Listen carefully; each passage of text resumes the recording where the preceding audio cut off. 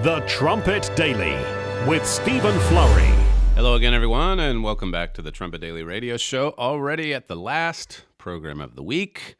Friday is already upon us, a drizzly day here in Edstone, the Edstone campus, the sister campus of our headquarters campus in Edmond, Oklahoma. Drizzly, but the birds are still hanging out at the bird feeder. They're hungry on this rainy day. Sometimes they stay away from the feeder when it's drizzly and cold, but not today. Quite a lot of activity outside my office window. Yesterday after the show, my family headed into Birmingham to take our Life in the UK test. We were very nervous about this. It's not a super hard test, but given that we're not from the UK, we're studying away through the week, and all three of us passed it, my son included, so we were very happy about that. You need to pass this test before you can apply for your permanent stay visa. So hopefully we'll get that processed here in the next couple of months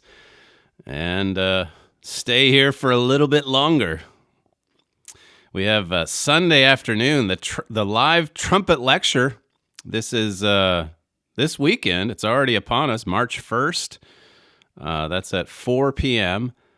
Here in the UK, 5 p.m. in Europe, and over in the United States, it's pretty much Sunday morning, 8 o'clock in the morning for the Los Angeles or the West Coast area, and then 10 o'clock in the morning for Oklahoma, Chicago, that strip of Midwestern territory, and then 11 a.m. on the East Coast. If you'd like to email anything or comment or maybe ask a question, that we're thinking about having a promo in the middle of the live presentation that would give us some time to look through some emails as they're coming in, not necessarily during the show itself, but over the course of this weekend. If you'd like to email us with any feedback or a question perhaps, you can send that to live@thetrumpet.com.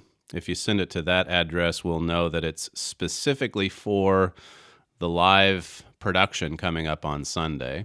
So live@thetrumpet.com. And as I say, if all goes well, if we're not frantically working to try to make sure everything's playing the way that it should, if we can relax a bit while that live presentation is going on Sunday afternoon or Sunday morning in the States, then hopefully we can get to some feedback right at the start of the second segment. Speaking of TV, we've got the Mystery of the Ages repeat coming up this weekend here in the UK, and I believe over the past 5 years, this will be the 19th or 20th time that we play this program. This is the one that typically generates anywhere between 150 to 250 requests for Mystery of the Ages. So as much as we'd like to get the message out, or newer messages out, I should say, this is one that we continually fall back on when we have new or rather repeats to play, because it just generates a lot of interest in Mystery of the Ages, and that's the book that we want to get out, I think, most of all. So we'll get back to you on Monday with a follow-up to the Trumpet Live lecture that plays Sunday afternoon, and then any stats that we might have for the UK program that plays on television this weekend as well.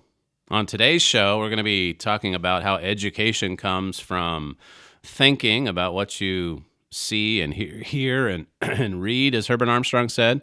We started with this study on yesterday's program, and so we'll finish that off today. And also, later on in this segment, we'll be quickly going through an article I've been waiting for years. It's about plastic, and you'll just have to wait and see what this author has to say about that. Well, the coronavirus has spread into about 50 countries now. The Dow Jones yesterday suffered its biggest one-day drop in history. I think it plummeted by about 1,000 or 1,100 points. This one news site, Stat News, it says it's clear that the virus is spreading undetected in the United States, but how broadly it's spreading is an utter mystery. And I think that's what's triggered such a panic over this epidemic, is there's so much still that we that we don't know. There was some speculation yesterday as to whether the Pope has it. He's taken to being ill after all of these. Of course, he's involved in mass gatherings all the time. And the last public appearance he had, I guess it was Wednesday of this week, he looked like he had a pretty bad cold, coughing, blowing his nose, and so on. And then officials, which makes the rumors go that much further, I guess, they refused to comment. Nouriel Roubini, he's also known as Dr. Doom for some of his predictions. He's the one that predicted the disaster of the 2008 financial crisis. He says that the worst is yet to come, and he's saying that even with the beating that the markets have taken this week, that still the markets are much too optimistic, and that the economic consequences of this virus, it'll end up being much worse and last much longer than investors currently expect. So that's his prognostication. We'll see, I guess, what happens in the days, weeks, and months ahead. There's others that are saying that the markets have, certainly the stock market in the U.S. has been due for a major correction anyway. So perhaps this will level things out. We'll see. California, there's one patient who's sick in California with this, and I guess the reason this has gotten some headlines is because that patient has not traveled overseas and, so far as we know, has not come into contact with any known case of coronavirus, and yet the sickness has set in. It took, I think, 10 days for authorities to test this individual. So far, 33 people in California have tested positive. The state is monitoring, I think, thousands of possible victims of this disease. New York has asked for 700 people to quarantine themselves due to this sickness. Going back to California, you might just keep in mind the two PACs coming up on the West Coast in Fresno and Seattle, just because obviously if this worsens on the West Coast, that could very much discourage people from turning out to a public gathering like our PACs. This is Dr. Inglesby. He was interviewed on Fox News yesterday. He is from Johns Hopkins University. And he's talking here about, there have been reports about the U.S. preparedness being a cut above so many other nations, but as Dr. Inglesby says here, there's really only so much that you can do to prepare for something, particularly when it spreads like this by respiratory transmission. Here's clip one. Yeah, that was a study that looked at countries around the world and how well they can prevent and detect and respond to big epidemics.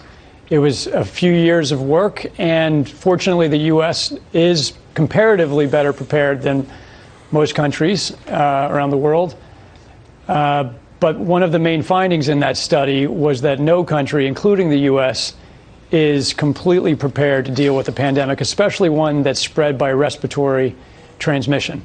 And we've gone through some of the prophecies from Revelation 6 and Matthew 24 and elsewhere that talk about what is prophesied to happen in the last days. And even when you look at some of the statistics, considering the size, the global population, and even the percentage of deaths, considering how many people have contracted this disease, it's still quite low.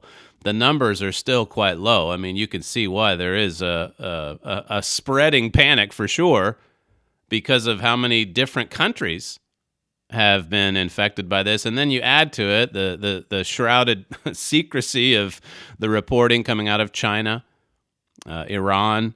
And so, yes, you can see the figures there on your screen if you're watching the YouTube stream. 82,000 cases confirmed. And the total deaths, 2,800, so that it amounts to about, I think, 3% of those who get it end up dying. In the U.S., though, going back to what this doctor pointed out, the rating that the U.S. has gotten, that we have actually, contrary to what Democrats are out there saying, the U.S. has done more in advance of this spreading pandemic. The U.S. has only tested so far 445 people, but That's, again, there's not that many people that have gotten it in the United States. And as far as the number who've been tested, it's a tiny fraction of what some other countries are doing right now. But as I say, all of this certainly doesn't stop Democrats from saying it's Donald Trump's fault. The AP yesterday came out with a fact check on Democrats, and the headline is that Democrats distort coronavirus readiness. How bad is it when the Associated Press is saying that Democrats are distorting this for political gain? It says Democratic presidential contenders are describing the federal infectious disease bureaucracy as rudderless and ill-prepared for the coronavirus threat because of budget cuts and ham-handed leadership by President Donald Trump. That's a distorted picture. For starters, Trump hasn't succeeded in cutting the budget. I mean, Congress is the one that's responsible for spending the money. And Donald Trump hasn't cut anything.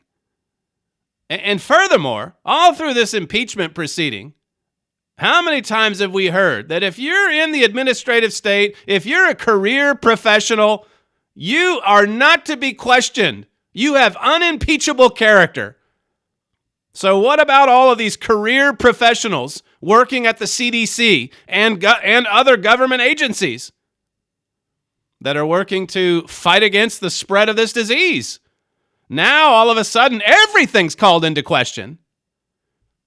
Anything and everything to get Donald Trump. It says here, the National Institutes of Health and the Centers for Disease Control and Prevention aren't suffering from budget cuts that never took effect. If they never took effect, there's no budget cuts that they're suffering from. It says here, among the health authorities overseeing the work are Dr. Ann Shushat, CDC's principal deputy director and a veteran of previous outbreaks. And then this other doctor, it says, NIH's infectious disease chief who has advised 6 presidents. So these are people that have been working over the course of several presidencies in some cases. Now the whole system's flawed. Now Donald Trump, his administration, they were caught completely unawares. Never mind, as I said yesterday, that from the Democratic camp, there was absolute and total silence about this epidemic during those early weeks in January and February. That's when they were all preoccupied with impeachment. We need to get more witnesses. We need to do this. We need to take out Donald Trump here. He's a threat to democracy. He has to be removed. Mitt Romney's awesome. That's what we heard for weeks and weeks and weeks until just this week. And it's like they all get together inside of some darkened room at Congress, and then they come out and decide, and they all say the same thing. It's the president's fault. From Newsbusters today, it says here the left is so deranged, so unhinged, and so obsessed with hitting President Trump that they're actually making him the face of coronavirus in order to spread fear. One New York Times op-ed decided to defy all sense and call the potential pandemic the Trump virus. No kidding. This is not a joke. This is the New York Times. This is the paper of record. Trump virus. It's an opinion piece by Gail Collins. Maybe it's another one that will be sued for libel. Who knows? Mr. Trump said yesterday or the day before that this suit against the New York Times, it was the first of more to come. And he's doing this in order to try to correct the record. Now, there have been some commentators that have said he's probably not going to have much success with these libel suits.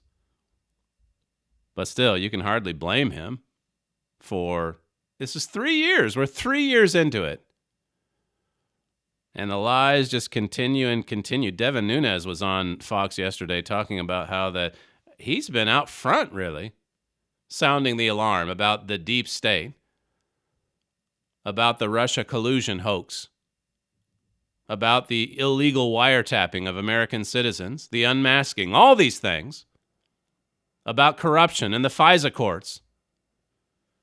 And even he said yesterday he's traveled the country and And as he tells audiences everywhere that he goes, it's even worse than I thought it was. All of this evil, it's worse, he said. He's trying to raise awareness. There's still quite a lot of it that needs to be uncovered and exposed. This is what he said yesterday, again, on Fox News, this clip 2.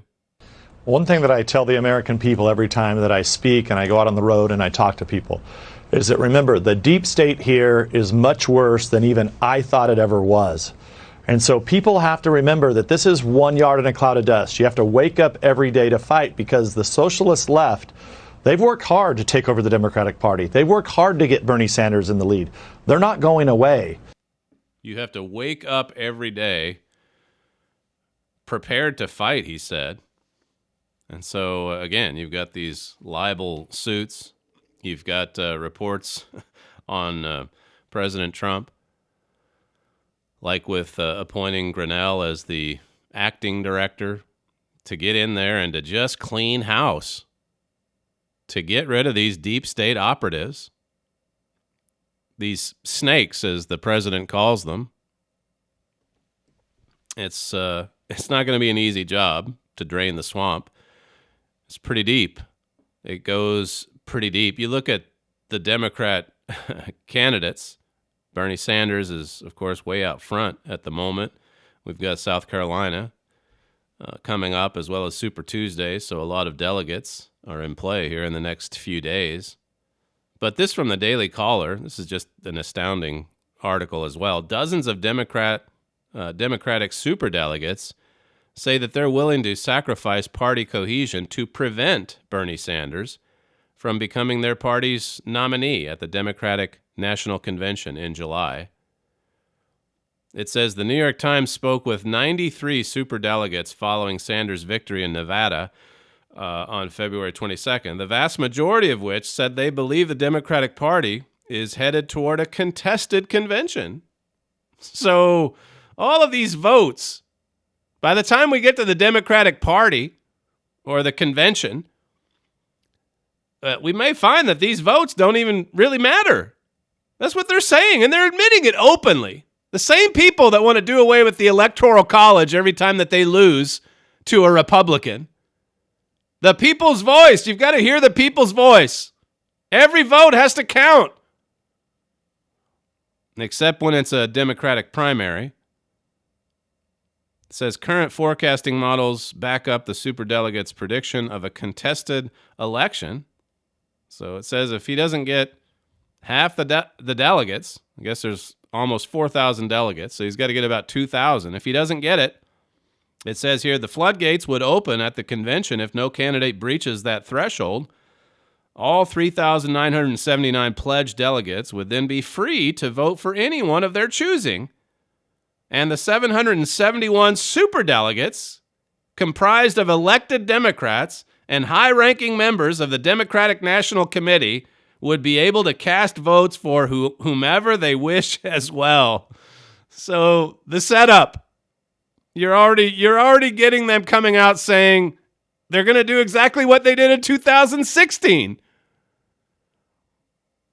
Listen to this Democrat strategist on one of the cable stations yesterday, clip 3.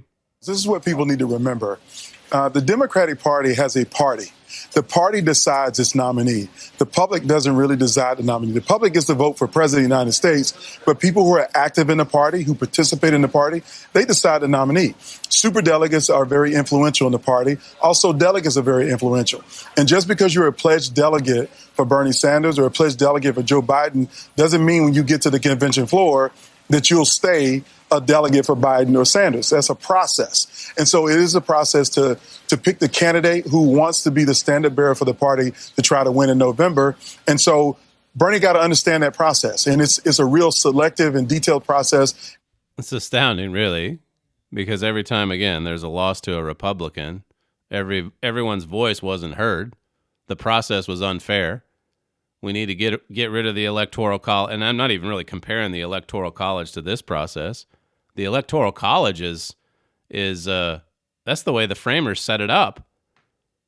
But this is something that basically just puts it in the hands of a handful of, as it said in that article, these super delegates comprised of elected Democrats and high-ranking members of the Democratic National Committee.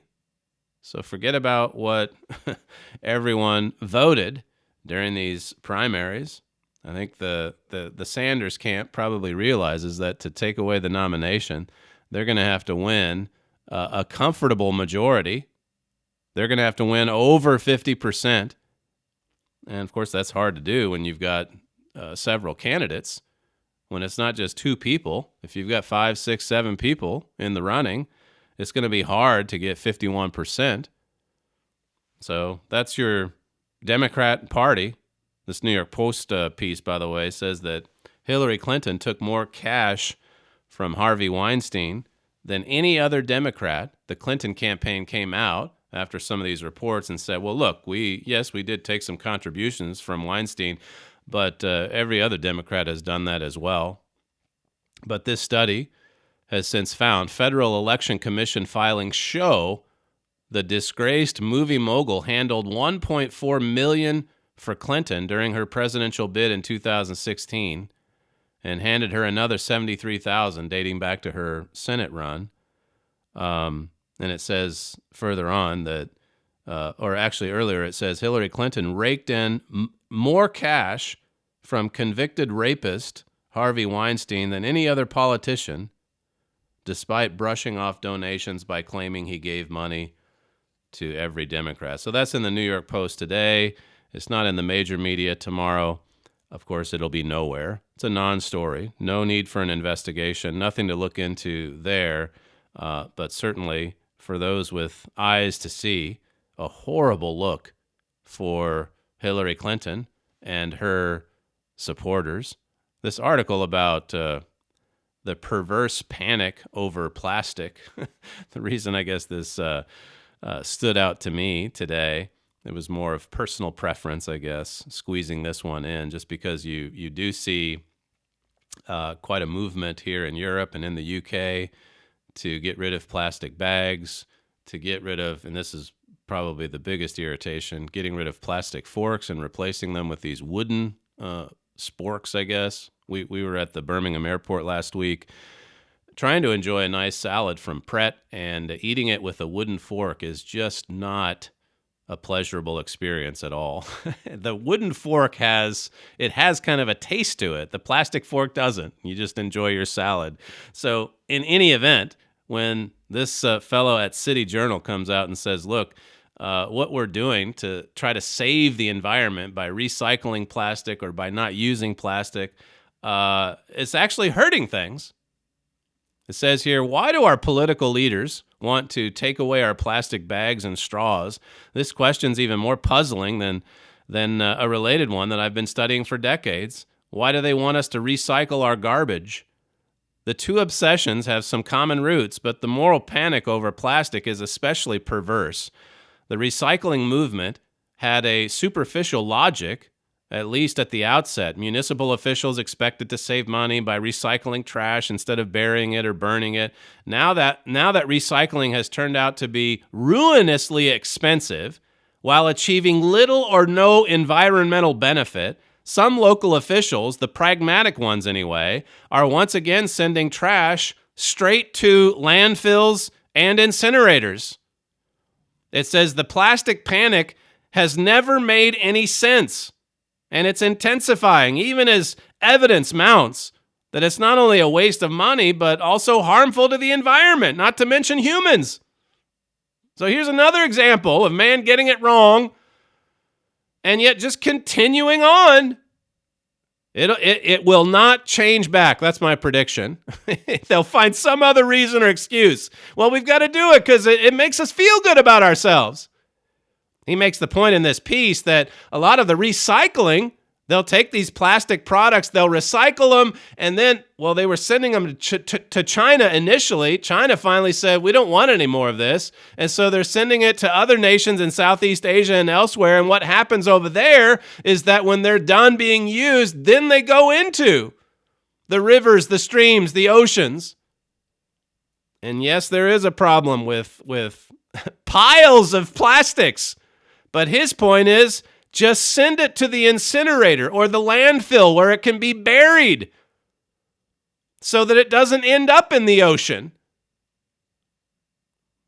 But he talks about this video from 2017 put out by the BBC, Blue Planet 2, talking about or condemning our throwaway society. And we've got to fix this. It's depictions of sea turtles, dolphins, that's this video, and whales in jeopardy prompted Queen Elizabeth II to ban plastic straws and bottles from the royal estates. And the documentary has galvanized so many other leaders that Greens celebrate the Blue Planet effect. He says that what drives a lot of this is just people, they know how wasteful we are as a society, and so they do this.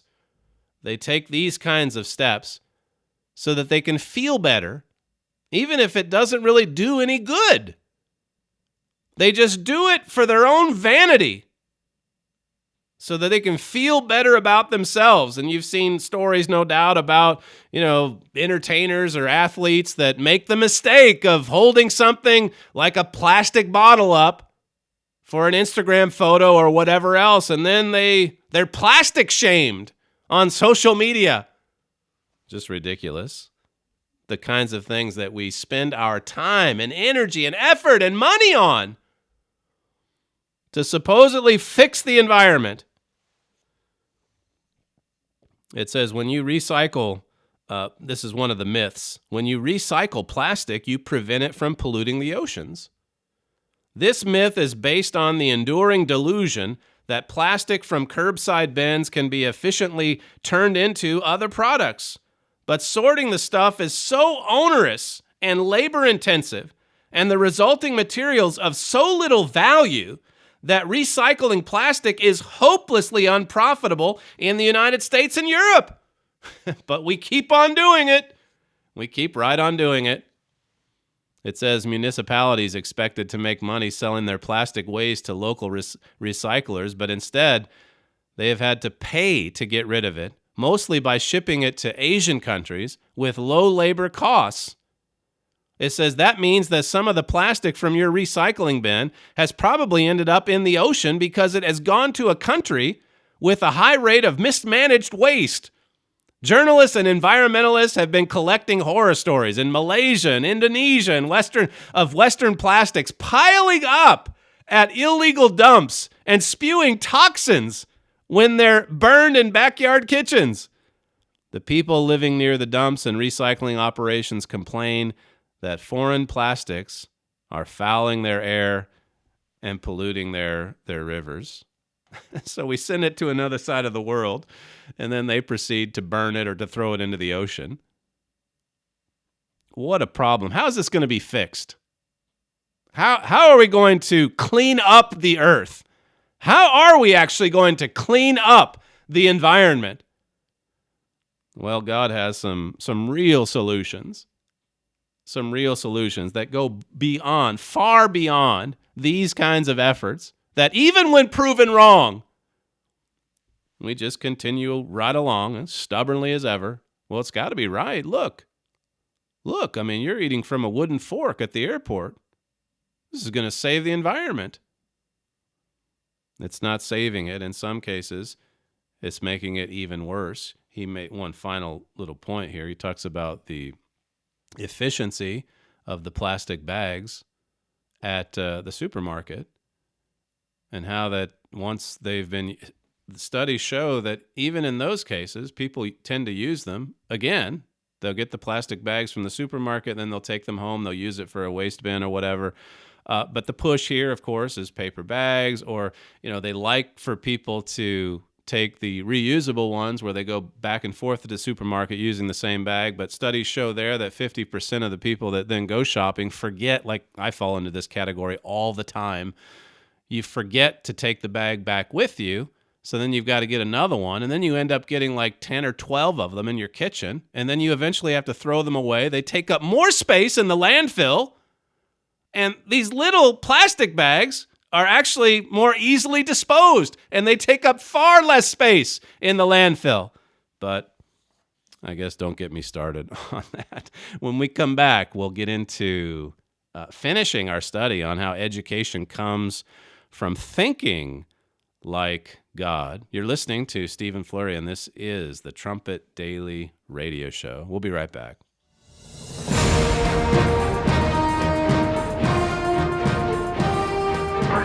This is KPCG-FM, and this is the Trumpet Daily.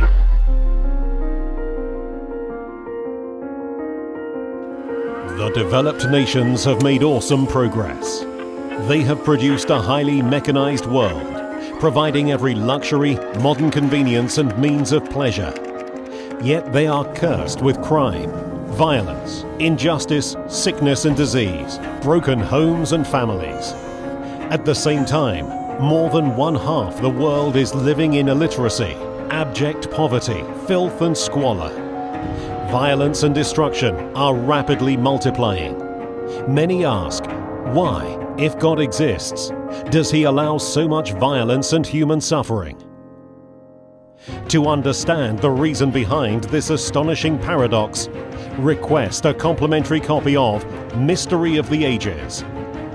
We were born into this 20th century world as it is. We take it for granted, but we can't explain it. It's like viewing a movie at a point already near the end.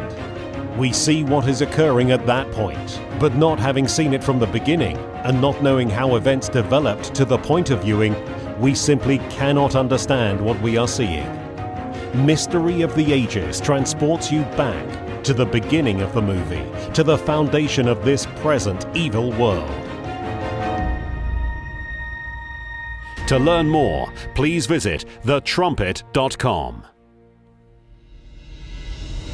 From the Philadelphia Church of God campus in Edstone, England, this is the Trumpet Daily program with Stephen Flurry. In 1 Corinthians 12, the Apostle Paul likens the church or the work to a human body, a physical body, and how that the body is composed of many members. There's just, though, the one head, and we receive direction from our spiritual head, who is Jesus Christ. And, of course, there's a physical head at the top of the church as an organism, God's apostle, God's pastor general. And he runs with this message. The word apostle, of course, means one sent. One sent. And yet the rest of us, as members in the body of Christ, we too have to run with this message. The way that we run with it, of course, is by living the truth of God and by letting our lights shine. And so that means we're continually evaluating ourselves. That means we're continually pondering the path of our feet, as I read yesterday from Proverbs 4, to make sure that we're on the right track, to make sure that we're on course. Psalm 119 and verse 59, it says, I thought on my ways and turned my feet unto your testimonies. Here again, Jeremiah uses the same analogy. Keeping on the right path. And to do so, he says he thought on his ways, and he turned his feet unto God's testimonies. He had to have a little course correction here and again. And he was able to know where to go, what to do, how to do it, by pondering on the ways of God. In Haggai 1, God corrects the people of God there for being too focused on material pursuits. They were putting their own houses and construction and all these physical goals and such. They were putting that ahead of building God's house, building a house for God. In verse 5 of Haggai 1, it says, Now therefore, thus says the Eternal of hosts, consider your ways. Consider what you're doing. Consider your ways. Consider how you're living. It says, you have sown much and bring in little. You eat, but you have not enough. You drink, but you are not filled with drink. You clothe you, but there is none warm. And he that earns wages to put it into a bag with holes. Thus says the Eternal of hosts. He repeats, consider your ways. Consider your ways.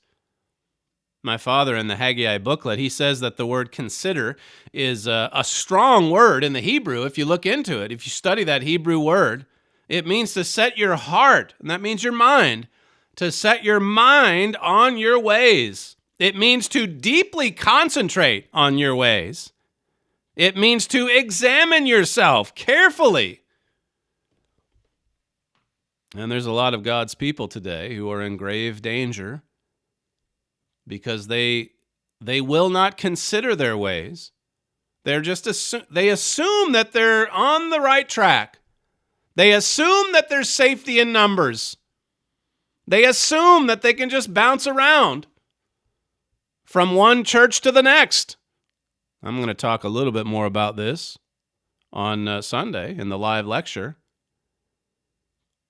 That thinking, it's incredible how quickly the teaching of the Bible, the soundness of God's truth, it's astounding how quickly that can leave our minds if we don't continually ponder on and think on the ways of God. We need course corrections every day, multiple times a day. Consider your ways, God says. Ponder the path of your feet. Consider every step that you take. Is it in the direction of righteousness? Or is it in the direction of sin? There's a verse in Ezekiel 18, verse 28. It says, because he considers and turns away from all his transgressions that he has committed, he shall surely live. He shall not die. So why will he live? Why will he not die? Because he considers, he ponders, he thinks on the way of his living, his life, and he turns away from transgressions. When we do that, well, that's repentance. That's what repentance is. This is a daily process. It's a daily renewal, as I covered yesterday, 2 Corinthians 4:16. We've got to be renewed daily.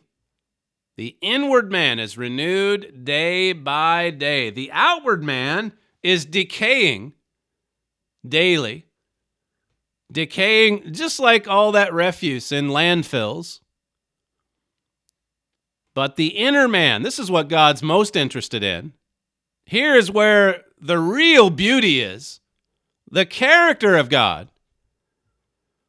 That has to be renewed daily, and it just gets more and more beautiful and vibrant and healthy and lively and energetic with each passing day. Even though our bodies grow old and slow down, there is a daily spiritual renewal through the power of God's Spirit, and it's brought on by daily Bible study and prayers, occasional fasting, fellowshipping with God's family, meditation. Don't forget about that one. Meditation on God's ways. God's truth. This is what we need to do to continually regenerate that spiritual power in our lives.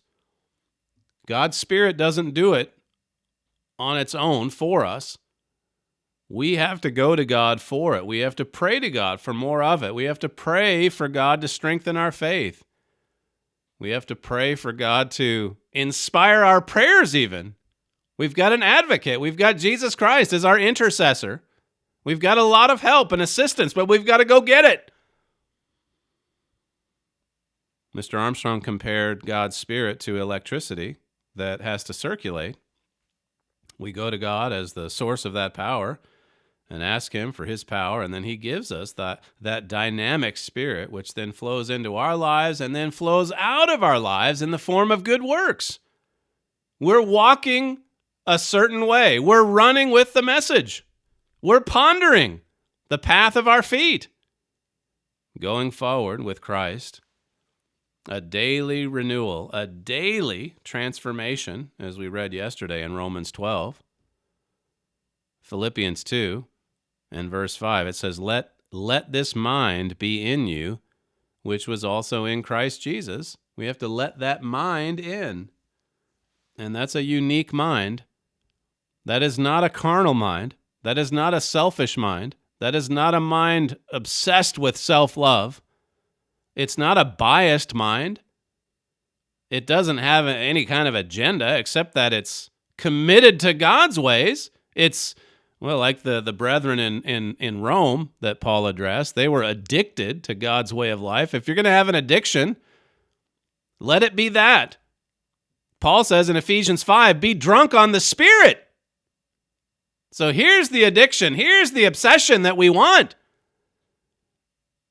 We want to continually ponder the path of our feet and stay on track, stay on course. Verse 3 in Philippians 2 says, Let nothing be done through strife or vainglory, but in lowliness of mind, let each esteem other better than themselves. Lowliness of mind, humility, meekness, to this man will I look, Isaiah 66, the one who's humble and contrite, the mind that lets Jesus Christ's mind in. There's another proverb that says, For as he thinks in his heart, so is he. That's Proverbs 23 and verse 7. Let's notice Matthew 15. Matthew chapter 15. As he thinks in his heart, so is he. Jesus also said that we speak out of the abundance of our heart. That's in Matthew chapter 12. I actually see that in my notes here. We'll get to that in a second. Got a little ahead of myself. But Matthew 15 and verse 17, it says this, Do not you yet understand that whatsoever enters in at the mouth goes into the belly and is cast out into the drought or into the ground? So he's using the human body here and just the physical process of consuming food and then eliminating waste and so on. But what's he getting at, Jesus Christ? It says in verse 18, But those things which proceed out of the mouth come forth from the heart, and they defile the man. For out of the heart proceeds evil thoughts, murders, adulteries, fornications, thefts, false witness, blasphemies. That's Matthew 5, verse 19. So this same principle, he uses the human body as an analogy, but the same is true with respect to building righteous character or not. If we fill our minds with garbage, it's eventually going to show up in the way that we behave. You're going to see it in the attitudes, in the way that we treat people, even in our mannerisms, our personality. It's not going to be pretty, spiritually speaking. But if we're filling up on the mind of Christ, what a difference. Ponder the path of your feet and let all of your ways be established. Let our ways be established in righteousness, following in the steps of Jesus Christ. A few pages back, this is that section I mentioned, Matthew 12 and verse 33. It says, Either make the tree good and his fruit good, or else make the tree corrupt and his fruit corrupt, for the tree is known by his fruit. Very similar to the passage in Matthew 7. Judge by the fruit. Mr. Armstrong said this is one of the identifying signs of God's true church. You have to look at the fruit. You have to examine the fruit. If you're searching for God's truth, if you're searching for God's work, look at the fruit coming out from that organization. And I would submit to you that we have 30 years of it. It's in plain view for all to see. We've not concealed anything. You look at the campus, the work, the programs, the college, the educational programs, the youth programs, the Jerusalem Project, the church aircraft, all of it. God's just given one tool after another to this church for the work's sake. Coming back to this, verse 34, it says, O generation of vipers, how can you, being evil, speak good things? For out of the abundance of the heart, the mouth speaks. The mouth speaks what's in the heart. We can try to conceal it for a time, but it won't last for that long. It comes out eventually. As the saying goes, garbage in, garbage out. If we're filling our minds with garbage, then when we open our mouths, there's going to be garbage, rubbish, refuse. Verse 35, it says, a good man out of the good treasure of the heart brings forth good things, and an evil man out of the evil treasure brings forth evil things. And so righteousness in, and then righteousness out. If we're filling up on righteousness, if we're filling up on God's truth, if we're praying to God earnestly every morning, every night, then that's what's going to come out in the way that we conduct ourselves individually, in our marriages, our families. I love the verse in Philippians 4 and verse 8. It's a long verse. It's a memory verse. It's a poetic verse. Paul says here, finally, brethren, whatsoever things are true, whatsoever things are honest, whatsoever things are just, whatsoever things are pure, whatsoever things are lovely, whatsoever things are of good report, if there be any virtue, if there be any praise, think on these things. Think on good reports. Think on what's true and honest and just and pure and lovely. Now, Jesus said we have to watch world events, and a lot of what we watch is not pretty, which is why we've got to see the hope beyond all of these latter-day prophecies, the hope beyond all the suffering and the warring and the strife and the bitterness and the hatred. The solutions to pollution, whether it's actual pollution that washes up ashore somewhere on a coast, or the pollution that just comes out of devices, nonstop, a flood of it. TV, radio, the internet, all of these devices.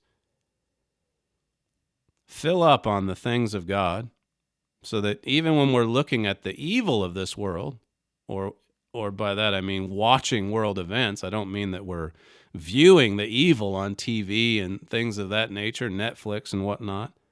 We want to shun that sort of thing. But when we look at prophecies being fulfilled, when we look at news events day in and day out, we can see it, we can understand it from God's perspective, and we can know the solution. Right away, we can know it.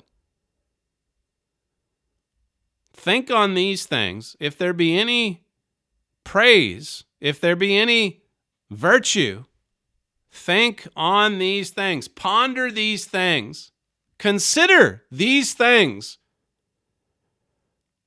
And then do them. Verse 9, those things which you have both learned and received and heard and seen in me, do, and the God of peace shall be with you.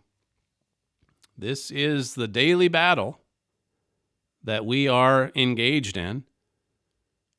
It's a battle for every thought, and God's standard is for us to bring every thought into the obedience and the captivity of Jesus Christ, to let him control, to guide, to direct our ways.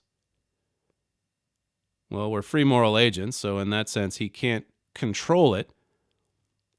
But if we surrender our lives to God, if we give our lives to Jesus Christ, He will guide us. He will empower us. He'll help us to overpower the wrong thoughts, the evil thoughts, and to replace them with the good, with righteous thoughts. Mr. Armstrong said, education comes from study, from books, from lectures, from contacts, from travel, from thinking about what you see and hear and read. It comes from thinking as well. Thinking about what you see, hear, and read. What do we see? What do we read? What are we hearing? If it's good things, if it's the things of Philippians 4 and verse 8, and then we consider that and meditate on that and ponder that, it goes a long way toward producing the kind of character that we're here to produce. God reproducing Himself, reproducing His character. We'll take a short break and finish off with some listener feedback. You're listening to Stephen Flurry, and this is the Trumpet Daily Radio Show. We'll be right back.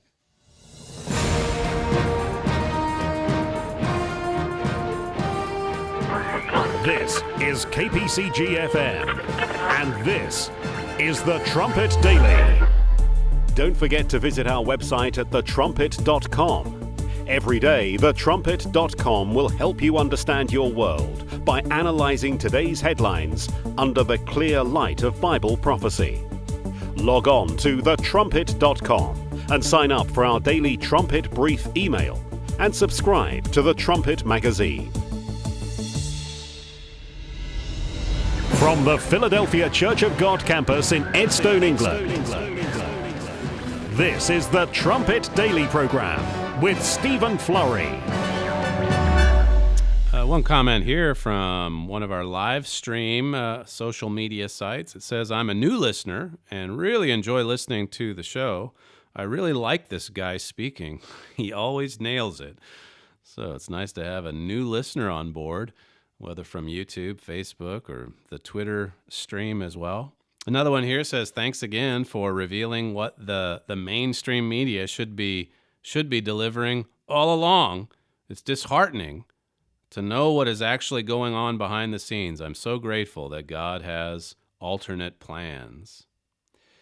Another one here says, when you hear from God's true church, you can actually start hearing the trumpets being blown loud and clear. Well, as I said in the last segment, that's where these prophecies are what they all culminate in. That last and final blast signaling the return of Christ to this earth. Another one says, greatest God-given station, radio station in America. Thank you so much. So some KPCG.FM fans.